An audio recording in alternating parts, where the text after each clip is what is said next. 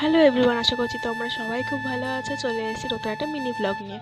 তো আজকে আমরা চলে গেছি দীঘার নতুন জগন্নাথ মন্দির দেখতে। আমরা সবাই মিলে ডিসাইড করেছিলাম যে আগে সকালবেলা গিয়ে ঠাকুরের দর্শন করব, পুজো দেব, তারপরে দিনটা আমরা শুরু করব। তো সেভাবেই আমরা শুরু করি। কিন্তু এখানে কিছু কিছু জিনিস আছে যেগুলো হয়তো অনেকের পক্ষে একটু অসুবিধাজনক। যেটা হলো, এখানে কোনো জুতো রাখার জায়গা নেই। বাইরে, গেটের বাইরে জুতো রাখো, কিন্তু কোনো সিকিউরিটি নেই যে আদৌ তোমার জুতোটা তুমি ফিরে গিয়ে পাবে কি পাবে না।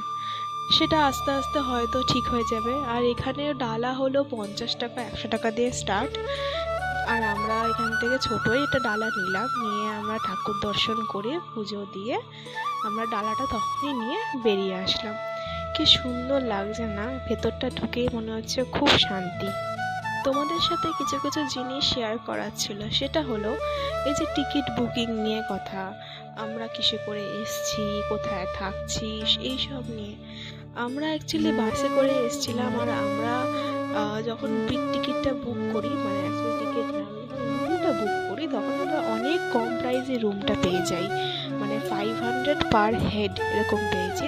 দুদিন থেকেছিলাম, দুদিন থেকে আমরা 3000 রুপিস তিনজনে পে করেছি। তো ওটা আমাদের জন্য অনেকটাই কম। যাই হোক, ওটা আরেকটা ছোট ব্লগে আমরা বলবো। আর এই দেখো সেই মন্দির, আমরা বাইরের দিকে এসেছিলাম।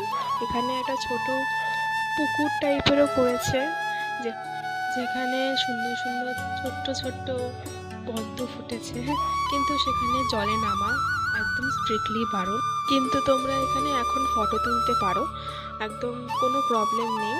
এখানে এখন পুরোপুরি অ্যালাউ করে দিয়েছে। তো আমরাও প্রথমে ফোন নিতে ভুলে গেছিলাম, কিন্তু তারপরে আবার আমরা ফোন নিয়ে এসেছি।